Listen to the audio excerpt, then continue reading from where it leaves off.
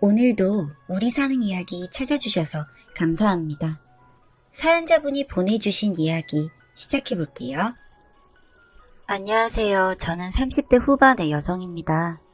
어릴 적부터 가정환경이 불우하고 경제적으로 어려워서 실업고를 졸업하고 일찍 취업을 하게 되었습니다. 요즘 같아서는 상상이 안 되는 달동네 판자촌에서 낳고 자랐으니 사람들은 얘기를 해도 모르겠다고 하더군요. 공동 화장실은 악취도 심하고 물이 잘 내려가지도 않았습니다. 그런 곳에서 실업고를 버스 3번을 갈아타고 다니며 공부를 했습니다. 살 길은 공부밖에 없다는 생각에 나름 열심히 해서 졸업하고는 좋은 성적으로 공기업에 입사하게 되었습니다. 저는 외모도 출중하고 일도 잘했지만 학벌이 걸림돌이 돼서 아무리 다녀도 급여나 복지후생에 있어 발전이 없었습니다.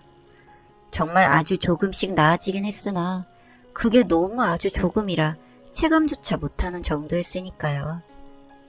때로는 출근하는 아침이 싫어서 도망가고 싶을 때도 많았습니다.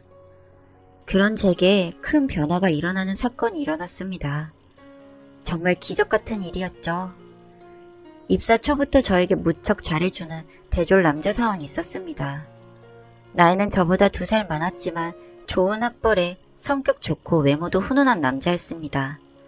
여직원들의 대시가 끊이지 않았고 항상 시기와 질투까지 몰고 다니는 멋진 남자였죠.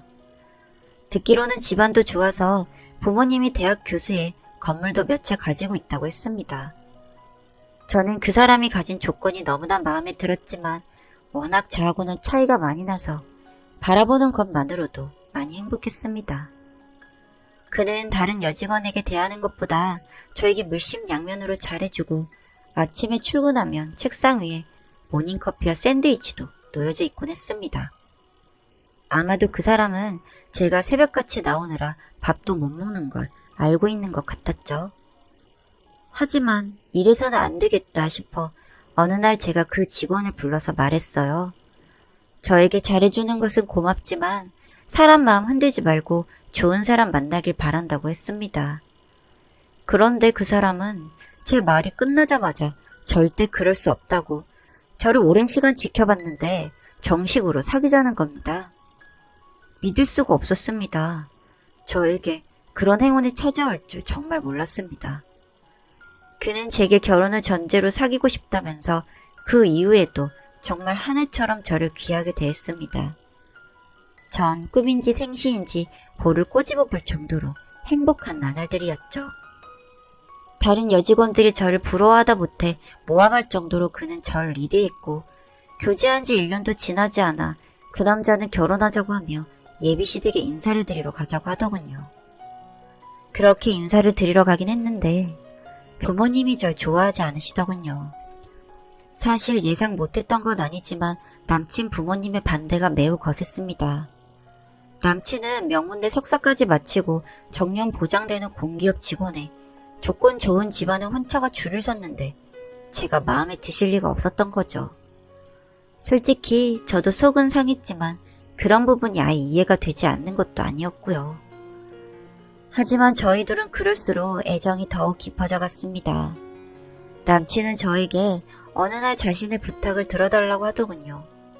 남친은 먼저 아기부터 갖자고 했습니다. 요즘 말로 속도 위반이라고 하죠. 그래야 부모님이 허락해 주실 것 같다고 하며 절 설득했고 정말 남친은 말대로 그제서야 예비 시부모님은 관계를 인정하고 결혼을 허락하셨습니다. 남친은 저뿐만 아니라 저희 부모님에게도 정말 잘했습니다. 그날은 상견례 날이었는데 저희 부모님은 상견례 자리에서 우왕좌왕하고 기본 식사 예절도 몰라서 헤매는데 남친은 인상 한번 찌푸리지 않고 친절하게 대해주더군요. 그 모습에 저희 부모님도 남친을 더욱더 좋아하고 신뢰하게 되었던 것 같습니다.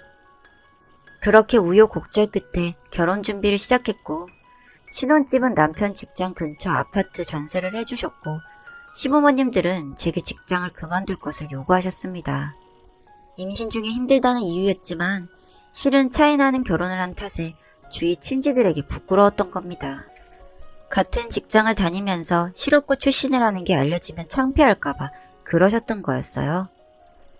하지만 저는 임신 5개월에 예식을 치르고 신부 수업을 받으며 달콤한 신혼생활을 보냈습니다.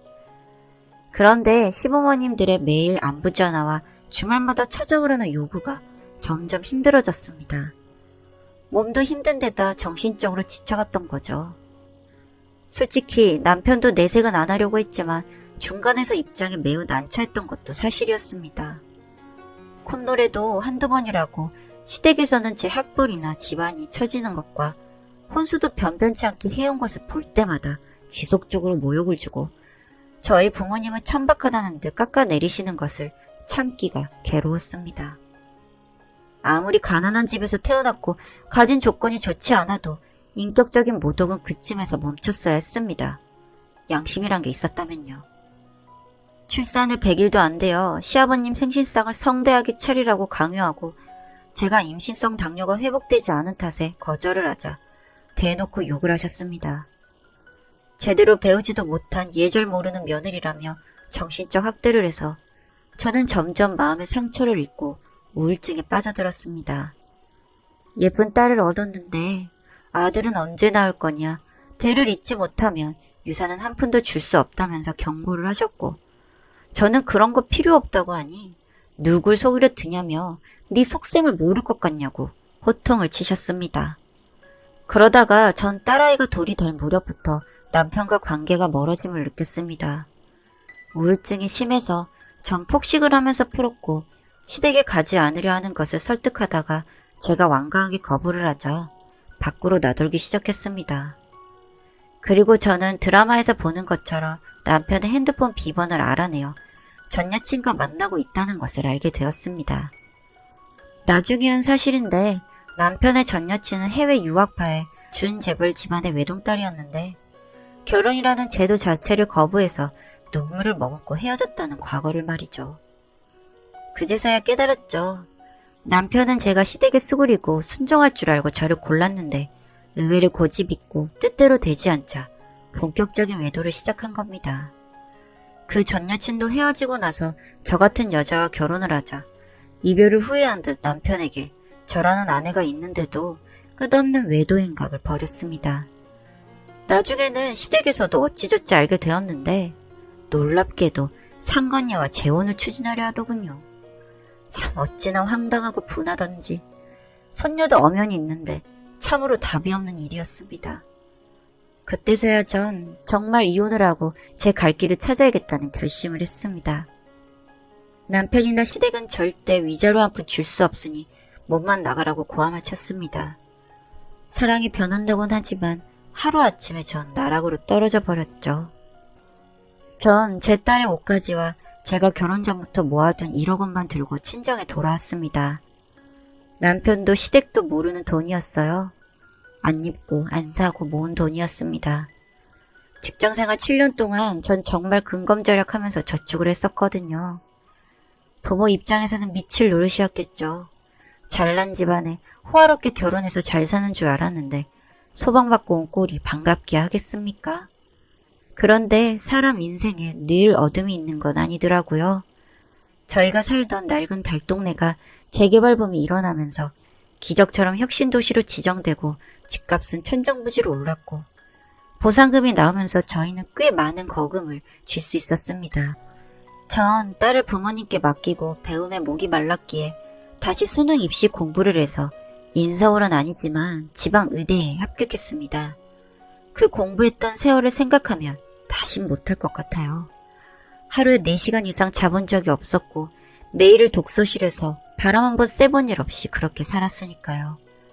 졸리면 정말 제 머리를 후드려 패가며 잠을 깨곤 했으니까요. 그때마다 절 무시했던 그들을 떠올리며 이를 바득바득 갈았습니다. 그렇게 저는 28살이라는 늦은 나이에 신입생이 되었습니다만 의외로 저처럼 늦게 들어온 친구들 몇이 있어 힘들지 않게 학교 생활을 할 수 있었습니다. 그렇게 매일매일 시간은 흘러 저희 친정은 꾸준히 오른 집값 덕에 한강 언저리가 보이는 아파트에 입주를 할 수 있게 되었습니다. 정말 놀랍죠? 다들 인생 알 수 없다는 소리 많이들 하는데 전 정말 그 말을 실감하며 몇 년을 보냈던 것 같습니다. 전 하던 공부도 정말 열심히 했고 전 전공의를 마치고 전문의를 따면서 사람다운 삶을 살 수 있게 되었습니다. 학기 중에도 정말 피 터지게 공부를 해서 전액 장학금으로 학교를 다니고 입시생 과외를 하면서 그 돈을 모아 딸아이가 배우고 싶다는 모든 예체능 실기를 배울 수 있게 아이 교육에도 힘썼습니다. 솔직한 심정으로 저와 같은 어린 시절을 보내게 하고 싶지 않았던 마음이 컸으니까요. 그러던 어느 날 우연히 병원에서 전 남편과 시부모님을 마주치게 되었습니다. 가끔씩은 꿈꿔왔던 미래였긴 했습니다. 한 번쯤은 마주쳐서 내 변화된 모습을 그들이 꼭 봐줬으면 좋겠다고 생각했었으니까요. 하지만 의사와 환자의 관계로 진료실에서 만나자 참으로 껄끄러웠습니다. 전 조경외과 전문의였고 시어머니였던 그 여자가 제 환자가 되었습니다. 그 사이 시아버님은 사고로 돌아가시고 췌장암 말기인 시어머니와 직장에서 횡령 혐의로 해고가 된 남편을 마주한 거죠. 저를 만나자 너무 놀라시면서 네가 여기 왜 있냐며 제 손을 덥석 잡으시는데 온몸에 전율이 흐르는 기분이었습니다. 제가 입고 있는 의사 가운의 힘이 참 대단했던가 봅니다. 그리고 남은 날이 얼마 안 남아 보이는 시어머니는 저에게 묻지도 않은 말을 줄줄 해대시더군요. 남편은 전 여친과 재혼을 하고 그녀의 사치스러움을 감당하지 못해서 회사 돈에 손을 대서 횡령 혐의로 해고당했다고 하더군요. 그래서 결국 다시 이혼을 했는데 이미 시댁은 집안이 기울어 아주 사는 게 어려워졌다고 하는 겁니다. 그 말을 할 때 그 말도 안 되는 눈빛이 참 가증스럽고 소름 돋았습니다.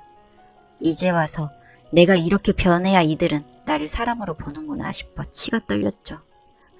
하지만 전 의사로서 마음을 다잡았습니다. 시어머니였던 그 사람에게 당신에게 남은 여생은 얼마 없다. 그러니 주변 정리를 하길 바란다고 친절하게 위로의 말을 전했습니다. 그러는 와중에 전 남편은 저와 차 한잔하고 싶다고 매달리는데 진료가 바쁘고 그럴 생각 없으니 나가달라고 했더니 무릎을 꿇고 울며 매달리더군요. 옆에 있던 간호사가 놀라서 병원 내에 상주에 있는 경비업체 분을 불렀고 그 둘은 끌려나가듯 나가게 되었습니다. 그 둘의 뒷모습을 보고 있는데 이제서야 제 첫 결혼의 매듭이 끝이 난 그런 기분이었습니다. 살다 보니 이런 날도 오는구나 하는 마음이 들더군요. 그 매듭을 마무리하고 나자 제 딸과 절 항상 뒤에서 바라봐준 동기 의사가 떠올랐습니다. 앞으로 어떤 사이가 될지는 모르겠습니다만 전 예전보다 확실히 행복해졌음을 느낍니다. 정말 행복이란 소리 없이 찾아오는 것 같습니다. 저는 앞으로도 정말 열심히 하루하루를 살아가려고 합니다. 긴 글 읽어주셔서 감사합니다.